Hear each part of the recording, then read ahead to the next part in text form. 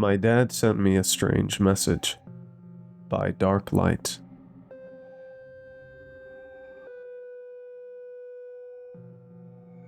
I shifted uncomfortably in my seat, restless, like I was sitting on pins and needles. My hand reached for the phone beside me, pressing the power button again. No new messages from my dad. The screen showed only the same 3 words he'd sent me 2 hours ago. Come here. Now. After that, the screen was filled with my frantic paragraphs and missed calls. None of them answered. I thought about texting again, maybe calling one more time. Instead, I dialed his landline. It rang and rang until the robotic voice of the answering machine cut me off. With a groan, I tossed the phone into the passenger seat and forced myself to breathe deeply. The air inside the car felt suffocating, like it was crushing my lungs. I rolled the window down all the way. The freezing wind slammed against my face at 120 kilometers per hour, filling the car. I didn't slow down. My foot stayed heavy on the gas as I tore down the empty I-70 highway toward the small town where my parents lived. The only light on the road came from my own headlights. The clock on the dash read 1:35 a.m. I left just 5 minutes after Dad's text, and still had at least half an hour before I reached town.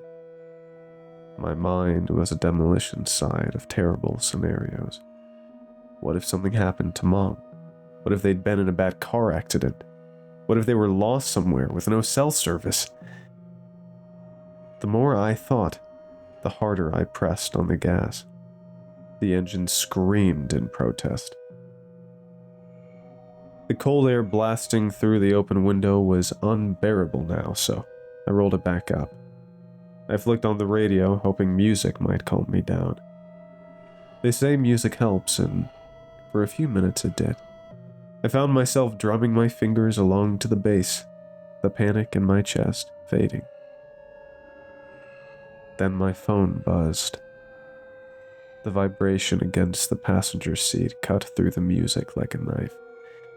I shut the radio off instantly and snatched my phone. The notification read, "One new message from Mom." The preview showed only the first 6 words. "Aiden, if you ever get a massage." I had to tap it to see the rest. My fingers jabbed the screen twice, then I entered my password. But the signal out here was terrible. The message wouldn't load. Frustrated, I glanced up at the road for just a second. And what I saw made me fling my phone across the car and grip the steering wheel with both hands. I slammed on the brakes so hard the car screamed, tires shrieking as I skidded sideways across the empty lane until I came to a stop. My first thought? I imagined it. It had to be. I blinked, rubbed my face, then twisted around, eyes straining into the red glow of my taillights. Nothing. Still, I eased the car onto the shoulder and slowly reversed. A few meters back, I saw him, standing perfectly still in the middle of the road, head turned toward me, eyes glowing white in my headlights. Matteo? I slammed the car into park and stepped out. The cold cut through me instantly. What the hell are you doing out here, man? He didn't answer. I walked closer. Matteo had been my best friend since childhood. He worked at a garage back in town, while I left for college. We didn't see each other much anymore, but we were still close. When I got within a few meters, he finally moved, slowly turning his whole body toward me. "My car broke down," he said flatly. He gestured behind him. A red Ford sat idling on the shoulder. I glanced at it. Matteo used to talk non-stop about how one day he'd buy a motorcycle and ride across the world, with me on the back. A Ford wasn't what I'd expected. But people change, right? I scratched the back of my neck. What exactly is wrong with it? I don't know. It just stopped. His eyes never left me. Not once since I'd stepped out of my car. And his voice, it wasn't right. Matteo always had a deep voice, but now it was deeper, like his throat wasn't his own. I let out a shaky laugh and clapped him on the shoulder. "Look, man, it's freezing out here. Let's leave the car for now. I'm heading into town anyway.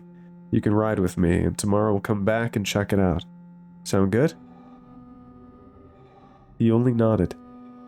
His expression never changed. "Grab whatever you need from your car. I'll wait in mine." Even as I turned my back, I could feel his eyes burning into me. I didn't push it, just walked back to my car.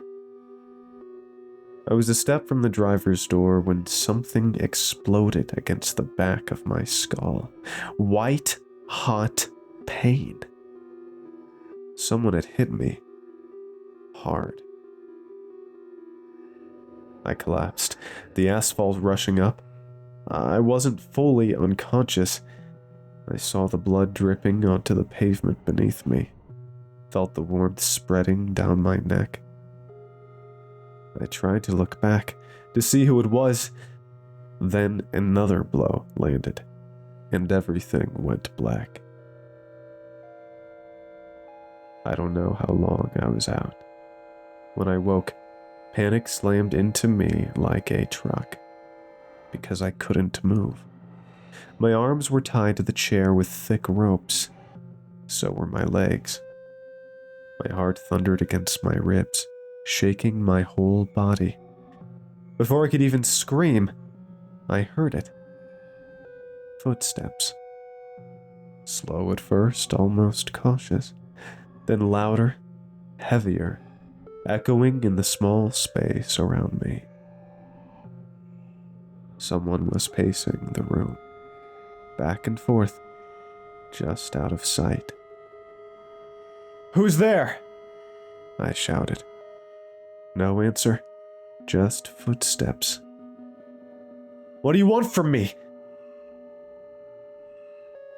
Silence. Then, movement in the corner of my eye. A shadow shifted. Shoulders, a familiar build. Matteo? He didn't look at me, just kept moving methodically, like I wasn't even in the room. Then he turned, and I froze, because in his hand was a syringe, the needle glimmering under the dim light. He walked toward me in measured steps. I couldn't even react before he grabbed a fistful of my hair, yanking my head to the side, and drove the needle into my neck. I screamed. My whole body jerked against the ropes. Then nothing.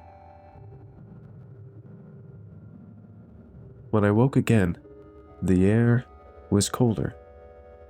The first thing I noticed was the faint light of dawn creeping through a small, filthy window.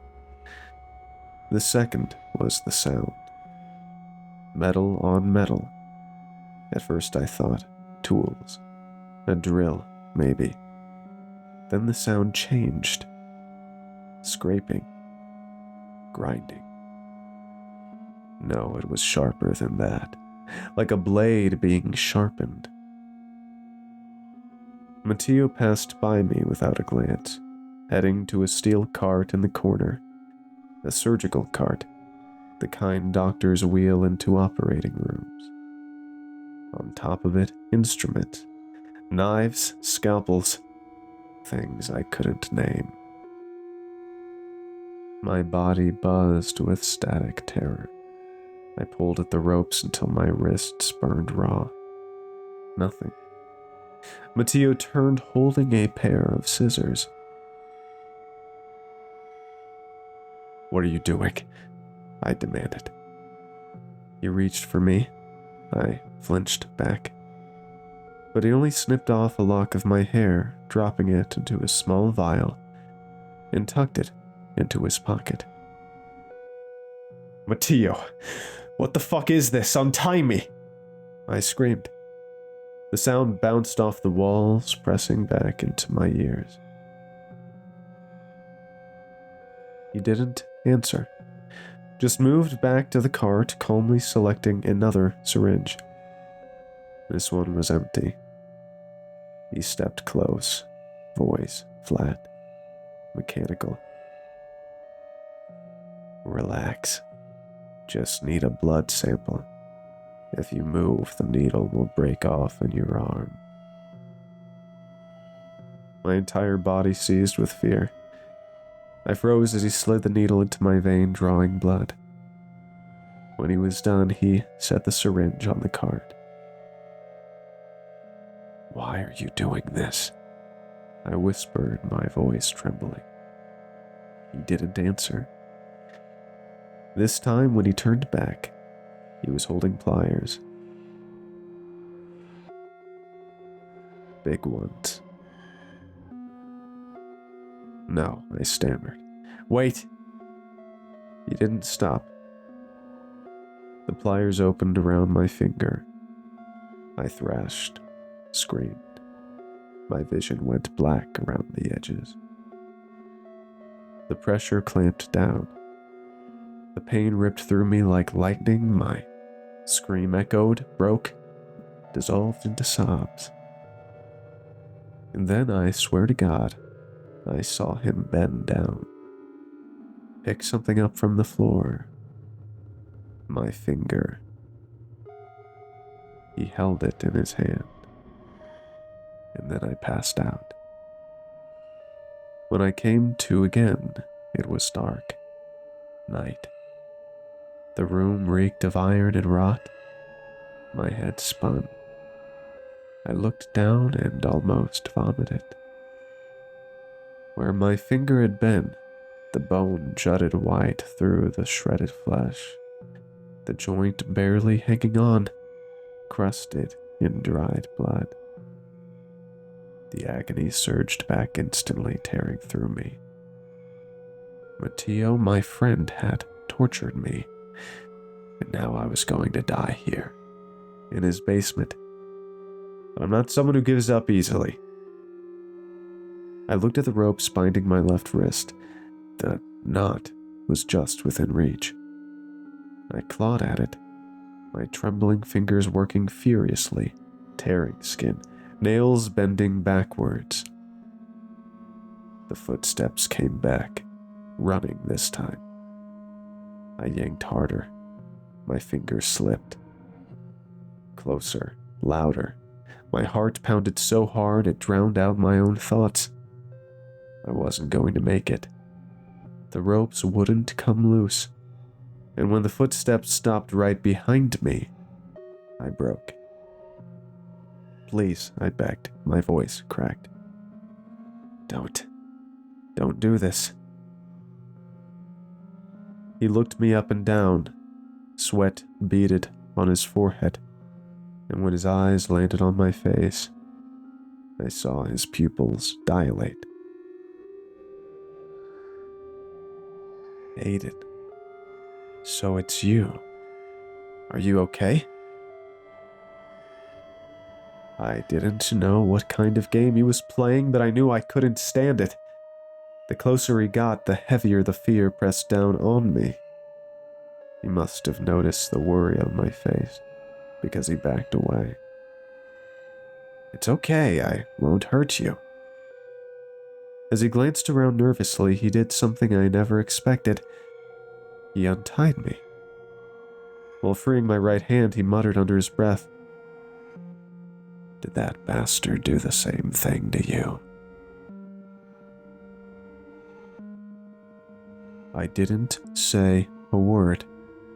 When he loosened the last knot, I shoved him away with my body and rose from the chair. "Stay back!" "Relax, Aiden, not him." "What?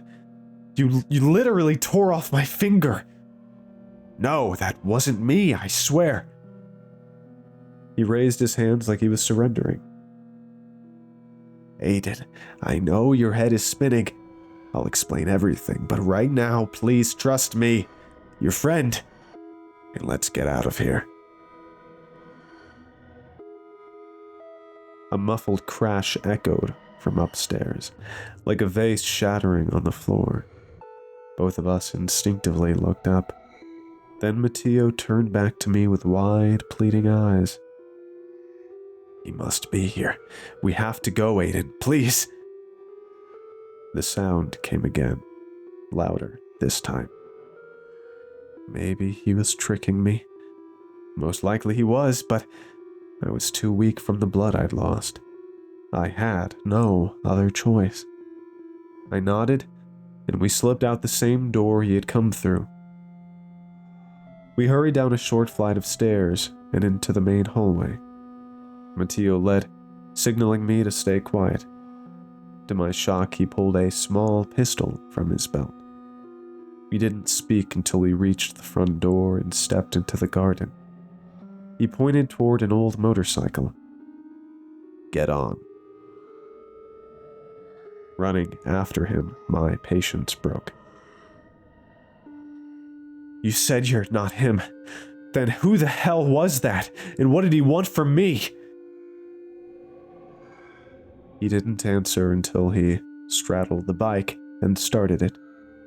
Just before I climbed on, he pulled out the pistol again. "If you see anything dangerous, shoot in my place." I shook my head. "Are you insane? I don't know how to use that thing." "It's simple. Take the safety off and pull the trigger. That's all." He shoved it into my hand. I tucked the gun into my waistband and grabbed hold of him as the engine roared. "There are things happening here you wouldn't believe even if I told you," he said, his voice muffled through the helmet. "What do you mean?" I shouted. "The townspeople. They're changing." "What?" "It started no more than a month ago. Do you remember Albert? The kid who worked at the gas station?" Albert. The same guy we used to steal beers from when we were younger. He hated us for it. But over the years, things settled down between us. I don't know if he was the first, but he was the first one I noticed. His behavior changed. He used to talk, laugh, hang out. Then suddenly, nothing. He stopped speaking altogether. Even when I paid, even when I asked questions, nothing. He just watched. His eyes bulged, blank. I thought maybe he was depressed, until a farmer found his corpse a few days later. Around 4 p.m., he said. And I swear to you, Aiden, I saw Albert at the gas station at that exact time, staring at me with those dead eyes.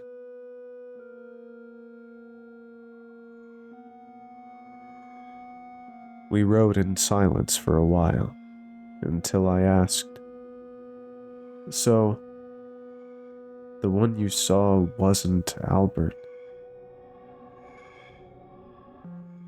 The police got involved. The body had no signs of struggle, just a missing pinky finger. A chill ran through me. I felt the phantom pain in my own severed finger. Then it spread. More and more people started acting strange. Whenever I walked down the street, they'd stare with those empty eyes. When I told my parents, they brushed it off as me being dramatic. They'd already forgotten about Albert. They told me to let it go. How could I ignore it, ain't it? Everyone was walking around like their souls had been ripped out. And when my parents dismissed it, I started to suspect they were the same.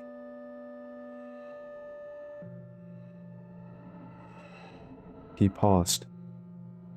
His right pinky was wrapped in a bandage. I hadn't noticed until now. I was right. They tied me up, did the same thing they did to you. Do you know how it feels to have your own parents cut off your finger? The pain is one thing, but the betrayal. His voice cracked. They tried to kill me. Afterward, I saw what they'd done to others. The furniture store downtown. It's filled with bodies. All the people they've killed. My parents? They're in there too. Rotting. I heard him sniff from inside the helmet. Compared to him, I'd gotten off easy.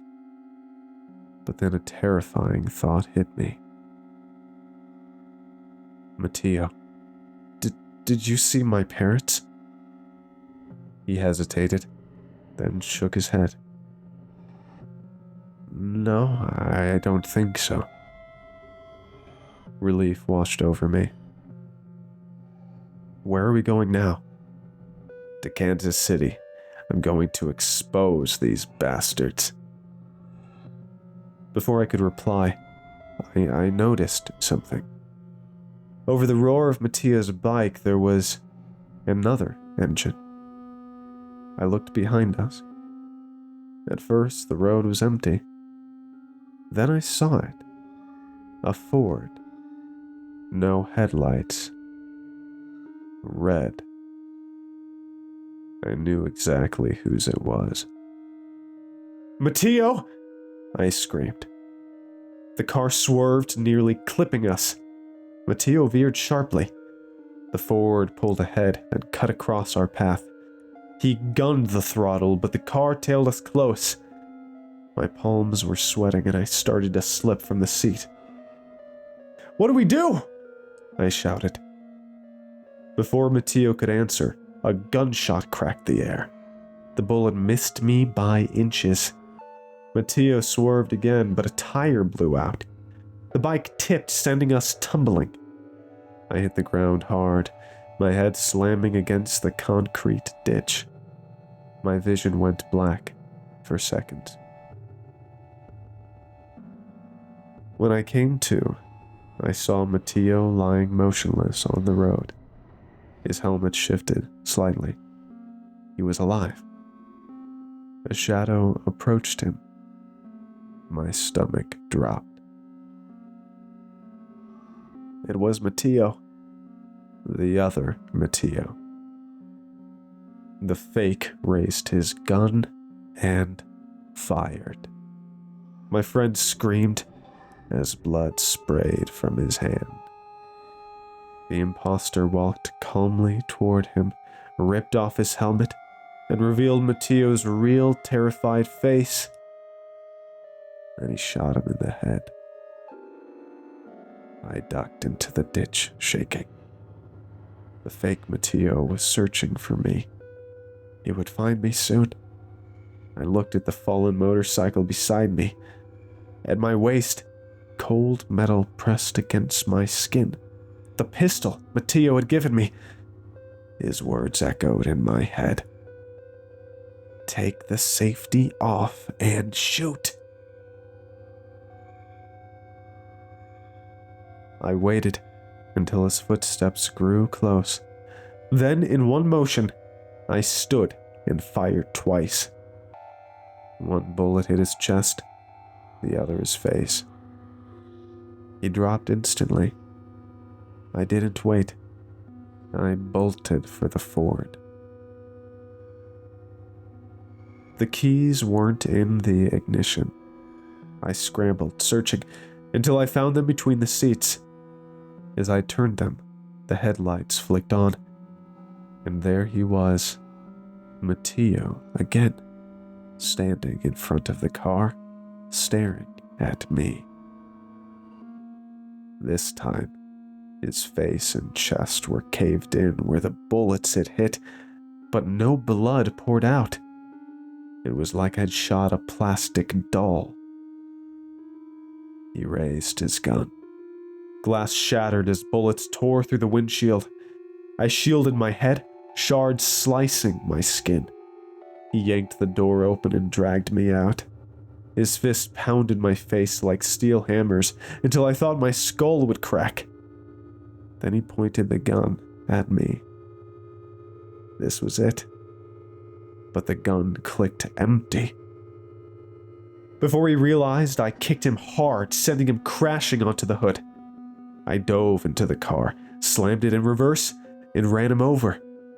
Then I shifted forward and hit him again. Again. His body crumpled like gelatin, oozing across the road. But it wasn't human. Not anymore. I sped away, straight to the nearest hospital. I didn't stop. I didn't even think about Matteo. I was too terrified, because deep down, I didn't believe he was dead. At the hospital, I stumbled inside, barely conscious, covered in blood and glass. I told the nurse to send help to I-70, where my friend was lying. Then I collapsed onto a stretcher. Miraculously, the doctors said I had only a fractured arm and cuts and bruises. They released me after 2 days. The police questioned me about everything. I told them all of it. Matteo, the doppelganger, my finger. They told me Matteo's body had been found, but only one. No trace of the other. When I asked what would happen if it came back for me, they brushed it off. They said the dashcam footage from the Ford was evidence enough. They believed me, or at least pretended to. Outside the hospital, an officer handed me my phone, said it had been recovered from the car. As I scrolled, debating who to call, a gray minivan honked in front of me. I froze. It was my father's van. I climbed in without thinking. My parents sat inside, staring at me.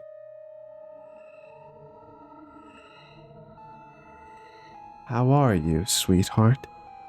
my mother asked calmly. I smiled weakly. "I'm okay. I'm just glad to see you."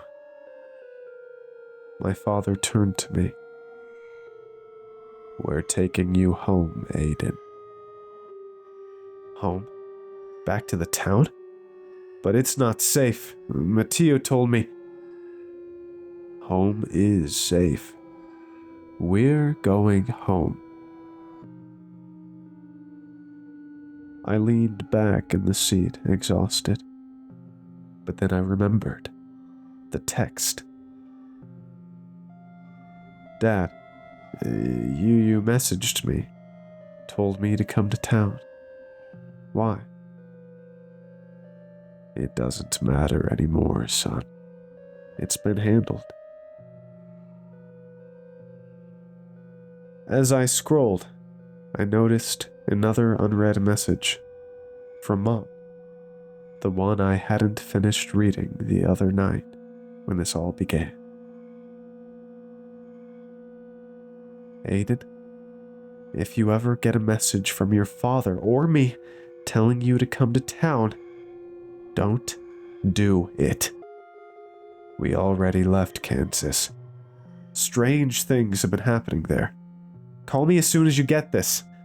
And whatever you do, don't go to the town. Don't answer if they call. I know you're confused, but just know this: they are not us. When I looked up from the screen, my father was watching me in the rearview mirror.